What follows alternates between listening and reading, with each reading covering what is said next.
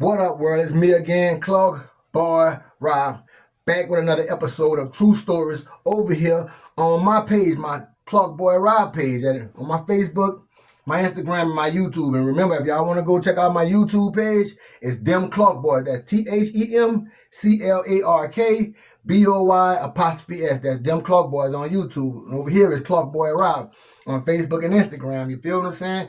I'm also on the old Twitter, they call it. The new Twitter is X. You know what I'm saying? So I keep saying Twitter, but it's not Twitter no more. It's X.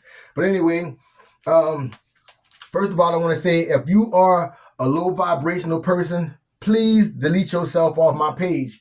When I say a low vibrational person, I mean a person that look past the message. You know what I'm saying? And always trying to bring you back out there. Like I said, I did a lot of dirt. I hurt a lot of people when I was younger. So nowadays, I'm trying to help many people as I can. And I don't want to do those things I used to do. You feel what I'm saying? So when I say low vibration, I mean, like I got people in my inbox say, man, why you be wearing your wrinkles on your shirts? Bro, a lot of my shirts be brand new. I never wore. I just never wore. Or sometimes it's a t-shirt. I ain't about to iron a t-shirt just to come on here to give my message out. Pay attention to the positive message. You know what I'm saying? Remember, positive energy always creates elevation. That's the word peace. When you spell peace, positive energy always creates elevation. Remember that. Some people say, man, the quality of your video is not, man, you got to get the, like, all you got to do is delete yourself off my page and you won't see my quality of my video, or you want to see the wrinkles in my shirt. You know what I mean? You don't have to look at my grill. I always put my grill in. Like if I take my grill out, my teeth is straight. Sometimes you can go look at the videos and see my teeth is all right. I just keep it in because I like that. I like the feeling sometimes, and I don't want to mess my teeth up. I can go buy that shit if I want to, right? So with that being said, I need y'all to sit back, relax, and check it out. Okay, I'm going to tell y'all a story today about me almost going to jail for murder. I thought they was trying to pin murder on me, but they wasn't. I'm glad they didn't because my son was just born. This was 17 years ago, right? My son was born January 31st. Shout out to my son's birthdays in a couple weeks. So, but I'm gonna tell y'all the story before before I get into that story, right? So I go to the store, and this was today. So I go to the store, I get into the store, the grocery store. You know, God bless me, I'm going to give me a few groceries or whatever, you know. So I get into the store, and as soon as I walk in the store, I see this white guy to my right, and I'm going to get a basket to the left. Now, in Louisiana, we say basket. I'm not sure what y'all say anywhere else. In New Orleans, we say basket. Y'all might call it a cart. A shopping cart, right? So I go and get a shopping basket, and I see him have a baby on his hip. I'm like, he got to be like 1 or 2 years old, and he was swinging his feet, and every time he swung his feet, he was hitting his daddy pocket. You know what I mean? And he had about $200 in his pocket, and it was slipping out every time he swung his feet. And I'm walking into the store. Now the old me wouldn't have said anything. You know what I mean? And every time he hit it, it was coming out. I said, dang, it's about to come out. Don't say nothing, Rob. I kept telling myself, don't say nothing. Just when he leave, when he drop, grab it, you know what I'm saying, and go. But I didn't do that, y'all. And I'm proud of myself because the old me probably would have bumped into him, made it drop, or I would have just took it, pushed him and the baby down. I was doing a lot of dirt, y'all, in the back of them days. And I'm proud of myself. That's why I know my vibration is getting higher and higher. You know what I mean? My pineal gland is open and my third eye is open. And it was like, I did a lot of dirt back in the days, so I'm glad and I'm proud of myself. And I just wanted to share that with y'all because I know I'm growing. I'm really growing, you know what I'm saying? And I'm proud of myself. Now, that being said, let's get into it. So, I told y'all when my mama shipped me off at 14 by my daddy, right? She sent me to my dad because I was getting into too much trouble at 14 years old. My dad shipped me off. Rest in peace to my pops too, and his wife, Miss Barbara. She died 2 days after him. My dad died January 18th. She died January 20th, 2 days after him, 2023 too. So I'm like 2023. I lost my pops, and it's all good. And I lost my stepmom, and I miss y'all so much. I want to say that. So when I turned 17, my pops shipped me back all to New Orleans because I was getting into too much of stuff in Homer, Louisiana. So my auntie Tracy was having surgery in Homer, but doctor sent her to Homer, Louisiana to have the surgery. And I had to be 20. I was 20 years old when I moved back to Homer, right? So I went to see my AT in the hospital, and that night I went to the club. And they had a guy walked in the club. And if you're from Houma, Louisiana, you heard of the Stonewall. This club was called the Stonewall. I walked in there. Me and him caught eye, and we looked at each other all the way as he walking in. I didn't even know him. I wasn't even trying to catch eyes with him. I had no problem with him. I didn't even know him. So they played his song on the radio, and he put a chair right in front of me and was rapping the song to me. And I pushed him out the chair. Like, I don't know you. Like, I pushed him out the chair. So my cousins and everybody got in the middle of us and broke us up from fighting or whatever. So we left. We went around the IHOP. We went to the IHOP, and they pulled up around there, and that's blase nigga shot at me, right? So somebody shot at me, pop, pop, pop, pop, pop. Let off at least 13 shots at me. It's all good. So that's the reason I moved back to Houma when I was 20 years old, right? Now, I just said that to get to my point of me almost catching a murder charge for something I didn't even do, right? So, my baby mom had got pregnant, and she had my son. So my son had to be like 6 or 7 months, and me and her wasn't seeing eye to eye then. So, but she agreed to let me see my son.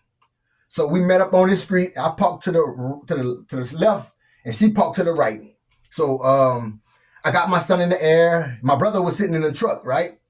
And I got my son in the air, and I'm playing with him. And then I see a truck coming towards us. I'm like, coming towards us. So I told my baby mama, close the door and let the truck pass. So she closed the door, and when the truck got up close up to me, the guy hung up out the window. And I also want to say the guy who I pushed out the chair, who I was supposed to fight that night, he actually did. You know what I mean? So rest in peace to him. I don't want to say nobody's names, but everybody should know who he is, Well, people from Houma should know who I'm talking about, but rest in peace to him. So anyway, when the truck got closer to us, the guy hung out the window. He hung out the window and said, "Man, what the fuck you said? What the fuck you was saying? What you saying?" So I'm like, man. So I put my son closer to me, to my body, right? And I'm like, man, what the fuck you talking about? That's the first thing I said. But then I also said, man, you know who the fuck you know who the fuck you talking to? You got me fucked all the way. So we passed words, and he said, all right, well, come on, because he stayed like a block up. Where we was at, he stayed like a block up. So I gave my son back to my baby mom. I told her to turn around and go that way because it's about to get gangster right quick. You know what I'm saying? He don't even know me like that. But I guess he was cool with the guy I got into it with in the club that night. The night a couple of weeks before, So I gave him my son. She took off. My brother saw my facial expression, so he hopped out and said, "Man, what they talking about, Rob?" So I'm like, "Man, I don't know, but we about to go see about that. What's down?" So I passed him up. I went and got my other cousin, my big cousin. I went and got him. So me, him, and my brother, we went back to where they said. And the crazy part is, this guy, his mother was a sheriff. His mama worked for the sheriff department, right? So when I got back around there, the guy that was in the truck with him, because he had a guy with him in the truck. The guy that was in the truck with him, they was in the trap house because his mama stayed here, and they trapped right across the street. They sold drugs right across the street. So I was like, what the hell? How you a sheriff and your son selling drugs? You know what I mean? But that's not here or there. And I'm not saying no names. I would never say nobody's names. This is old. This was 17 years ago. So my brother and my cousin walked up on them. One of them had a chopper in their hand, an AK-47. One of them had a revolver in their hand, and another one had like a 9 Glock or something like that in his hand. But we had ours too. So my brother and my cousin walked up on them, and the one who told me to come around there, he wasn't there. So I dipped to the side because his house was right here. They were standing in the trap yard. His house was over here. So I dipped to the side like this with the gun to my side, just in case he wasn't around the house or something, because he lived there. He could have been around the house to shoot us up behind us. So I'm like, I looked around. When we got there, his mom and his sister actually was sitting on the porch. They was actually sitting on the porch. So they saw the gun, and they got up and ran. I saw them ran in the house. So I looked around the house. He wasn't there. So then I'm looking at my cousin was about to take the gun from the big guy. He was about to take it. He said he was going to try. He was going to take that gun from him. So he walked up on him, and I see him moving the gun like, man, go ahead, D. That ain't for us. That ain't for us. Then go ahead, bro. I ain't got nothing to do with that. So I'm like, nah, you was in the truck with him. Like, what is up? Like, where he at? He told me come around here. Like, what's down? So He said, man, he ain't here, man, and I ain't got nothing to do with that. So I'm like, all right. The other two didn't say nothing, right? So I told my brother and my cousin, come on, man, let's roll. He ain't around here. I'll catch up with him. So we left. And I never saw the guy. I never saw him again. Right? I never saw him again. So, and that's crazy because we was in the club. This happened. Watch. And I'm going to tell y'all. So a couple days later, I say 3 days. 3 days later after we got into it, somebody, because he used to flash a lot of money. He used to always flash knots, stacks of money. He used to always take pictures and shit like that with stacks of money. And his mom was the sheriff. So they ran in his house. They tied his girl up. And they waited for him to come home, and they killed him. That was the story in the streets. I don't know how it went down, but that was the story. I'm like, what? Like, then 3 days after me and him got into it, so I already was skeptical, like, man, they might come try to see if I did that or something, you know? But me, my brother, and my cousin, we was all in the club. It was a lot more of us. So we had witnesses that night when he got killed. We had witnesses. We had nothing to do with that, right? So a couple days passed. And I don't know if y'all know that they call me Thugger. That's a Thugga on my arm. I've been Thugger. That was my rap name since I was young, since I was like 13 years old, right? So they call me Thugger. And the people in Homer, Louisiana, they know me by Thugger. So a couple days passed. I had a black iron board with the black rims, and it came with the TV in the inside for those kids, for my kids. And it was dirty one day. And I was on my way to go to the car wash, but somebody wanted some weed. Like I tell you, I was hustling. I got in my truck, and I said, I'm going to stop in the store because I'm going to give me some cigars because I'm not coming back out today. So I went on Stovall Street. Stovall Street is where the store Time Stop was. So right on side of Time Stop was a street called Stovall, right? And that's like where my whole family was at on the west side. My dad stayed in the next block past the stop sign. So I served the weed. I go in the store and give me some cigars. I came out the store. When I came out the store, I see a Dodge Ram truck. Back in them days, it was Dodge Ram. It wasn't just Ram. It was Dodge Ram. It was the Dodge, right? So I see the truck, and it had a well-known police. Everybody knew him. So I'm wondering why everybody's scatting out the way. And like I tell y'all, on the iron board, it was dirty. I was going to the car wash. I wrote Thugga with my finger on into the dirt, into the dust. I wrote Thugger on the truck because I was going to the car wash. And so when I got out the store, I see the Ram. I see everybody running and scattering. I'm like, oh, fuck. Right? So that's what I did, y'all. I hopped in my truck and I went up Stovall. When I went up Stovall, I pushed it. I shot out. And I see him turned up Stovall, so I knew he coming up behind. And now I know he coming behind me. So he pushes. He flying behind me. So I slow down at the stop sign. Make sure no cars wasn't coming at the street. Because if they would have turned in front of me, I would have hit them. So nothing was coming. Then I got past the stop sign. I hit it again. And I turned in my daddy yard, right in my pop's yard. I turned in there. I hop out because I had weed on me. I gave it to my people. They went inside. And the cop pulled up behind me, right? So when he pulled up behind me, he sat in the car for a little while. And next thing you know, I say all Dodge Rams, y'all. I swear, about 6 or 7 Dodge Rams in Homer, Louisiana. 2 came from the opposite way, and 3 came from the way me and the truck came, right? So they all put up at my pop's house. All hopped out. When they all hop out the truck, they say, Robert, put your hands up. It's over, man. We got you. I'm like, what? Got me for what? What are you talking about? Man, y'all got me messed up with somebody else. Y'all ain't looking for me. I didn't know what was going on, right? So they say, we got you. So my dad walk up. They told him, nah, back up, man. This ain't got nothing to do with you. Back up. So he backed up. And they say, so I went to going out like, man, what the fuck y'all putting up on me like that? Like I did something. You got me messed all the way up, you know? So the guy was like, man, you from New Orleans, right? He knew where I was from and everything. He said, so if you was in New Orleans, the situation will be totally different. So calm down. So I said, okay. He said, man, well, we'll figure this out when we get to the station. I'm like, all right, that's cool. He said, I asked him, can I drive? He said, yeah, you can drive. So I drove my truck. 2 of them went that way, but three went that way, and they made me go behind them 3, and then the other 3 turned around and came behind me, right? So they followed me all the way to the police station. We got to the police station. They took me into the interrogation room. They handcuffed me to this table. And when they handcuffed me to the table, the guy told me, he said, man, whatever you do, be totally honest with me. Be honest with me, bro. Do not lie to me.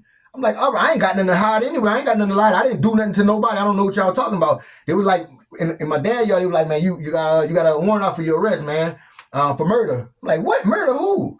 I'm like, man, y'all got me messed all the way up. I ain't murdered nobody, you know? So he said, be honest. He said, I'm going to ask you 2 questions.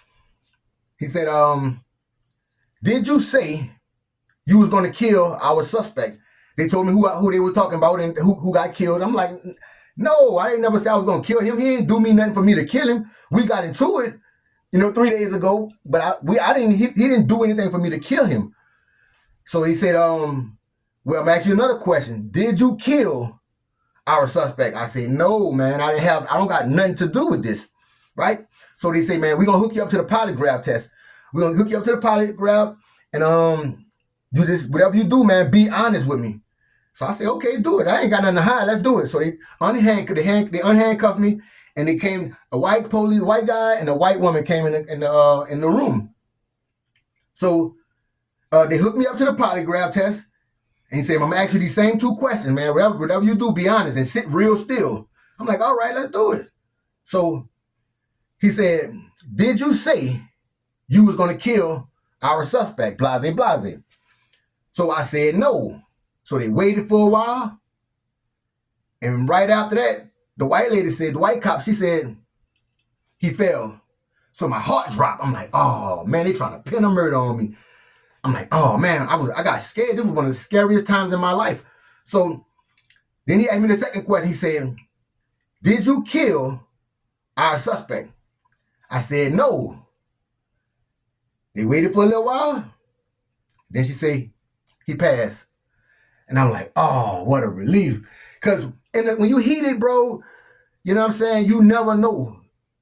I probably did say I was going to kill him. I don't know. When I'm mad, I say anything. You know what I'm saying? You never know. We said all kind of stuff to each other before we pulled off in that truck, And so afterwards, they said, man, okay, man, well, we know you didn't kill him. You know what I'm saying? Tell us what happened. I told him the story that I'm telling y'all right now, how I had my son in the air. I put my son to me. He asked me what the fuck I was looking at and what the fuck I said. I'm like, how am I tell you something? I got my son in the air, whatever. I got my son with me, so I didn't know what he was talking about. So I told him that, and I told him he pulled off. He said we could fight. I went around at a fight. He wasn't there, and that's the last time I saw him. So they said, all right, we're gonna take you off. We're gonna unhook you. So I'm like, oh, cool. So I said before I left out of it, I say, man, the ones who gave you my name, that's the ones you should be checking. That's the ones you need to go after, because they should have never gave you my name. So God honest truth, y'all. This is what the cop told me, exact words. He said, don't worry about the one who gave us your name. He already is our informant. He said, we already have him in our pocket. I said to myself, like, what? These niggas, and I knew who they were talking about. You feel what I'm saying? Big boy who my cousin was about to take the gun out of his hand. I'm like, what? So they say, man, you free to go. So I got up out of there. You know what I mean?